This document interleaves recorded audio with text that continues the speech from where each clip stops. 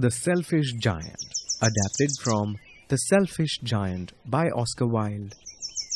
Every afternoon, as they would come from school, the children would go and play in the giant's garden.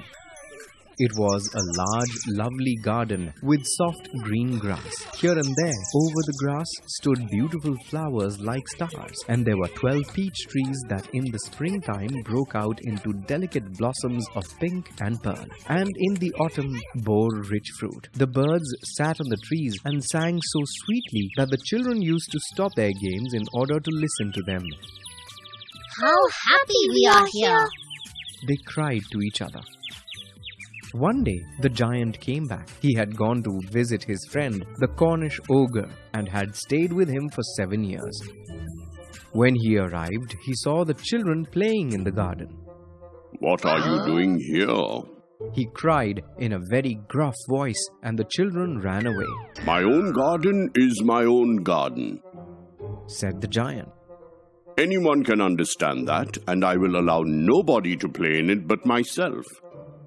So he built a high wall all round it and put up a notice board. "Trespassers will be prosecuted." He was a very selfish giant indeed. The poor children had now nowhere to play. They tried to play on the streets, but the streets were very dusty and full of hard stones, and they did not like it. They used to wander round the high wall when their lessons were over and talk about the beautiful garden inside. "How happy we were there!" they said to each other. Then the spring came, and all over the country there were little blossoms and little birds. Only in the garden of the selfish giant it was still winter. The birds did not care to sing in it, as there were no children, and the trees forgot to blossom. Once a beautiful flower put its head out from the grass, but when it saw the notice board, it was so sorry for the children that it slipped back into the ground again and went off to sleep. The only people who were pleased were the snow and the frost. "Spring has forgotten this garden," they cried. "so we will live here all the year round." The snow covered up the grass with her great white cloak, and the frost painted all the trees silver. Then they invited the north wind to stay with them, and he came. He was wrapped in furs, and he roared all day about the garden and blew the chimney pots down. "This is a delightful spot," he said. "We must ask the hail on a visit." So the hail came. Every day for 3 hours he rattled on the roof of the castle till he broke most of the slates, and then he ran round and round the garden as fast as he could go. He was dressed in grey, and his breath was like ice. "I cannot understand why the spring is so late in coming," said the selfish giant, as he sat at the window and looked out at his cold white garden. "I hope there will be a change in the weather." But the spring never came, nor the summer. The autumn gave golden fruits to every garden, but to the giant's garden she gave none. "He is too selfish," she said. So it was always winter there, and the north wind and the hail and the frost and the snow danced about through the trees. One morning, the giant was lying awake in bed when he heard some lovely music. It was really only a little linnet singing outside his window, but it was so long since he had heard a bird sing in his garden that it seemed to him to be the most beautiful music in the world. "I believe spring has come at last," said the giant, and he jumped out of bed and looked out. What did he see?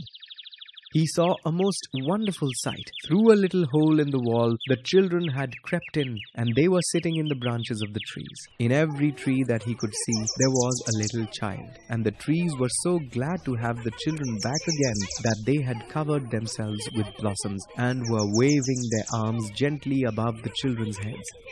The birds were flying about and twittering with delight, and the flowers were looking up through the green grass and laughing. It was a lovely scene. Only in one corner it was still winter. It was the farthest corner of the garden, and in it was standing a little boy. He was so small that he could not reach up to the branches of the tree, and he was wandering all round it, crying bitterly.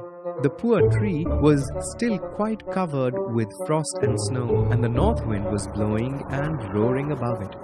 Climb up, little boy, said the tree, and it bent its branches down as low as it could, but the boy was too tiny. The giant's heart melted as he looked out. How selfish I have been, he said. Now I know why the spring would not come here. I will put that poor little boy on the top of the tree, and then I will knock down the wall, and my garden shall be the children's playground forever and ever.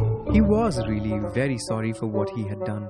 So he crept downstairs and opened the front door quite softly and went out into the garden. The giant stole up behind the little boy and took him gently in his hand and put him up on the tree. And the tree broke at once into blossom, and the birds came and sang on it, and the little boy stretched out his 2 arms and flung them round the giant's neck and kissed him. And the other children, when they saw that the giant was not wicked any longer, came running towards him. It is your garden now, little children, said the giant. And he took a great axe and knocked down the wall.